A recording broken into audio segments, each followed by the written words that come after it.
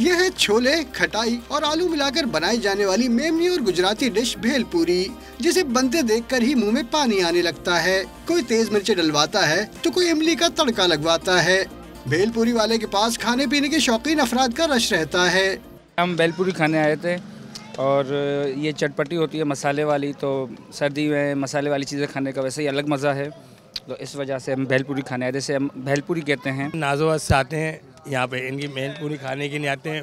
बहुत अच्छी बनी हुई होती है, जायकेदार होती है।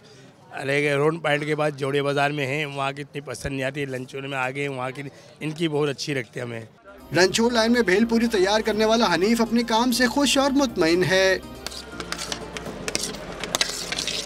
दही हो गया, धनिया पुदीना हो गया, खटाई, इमली, खजूर, ऐसी बहुत सी चीज़ें मिक्स है इसमें।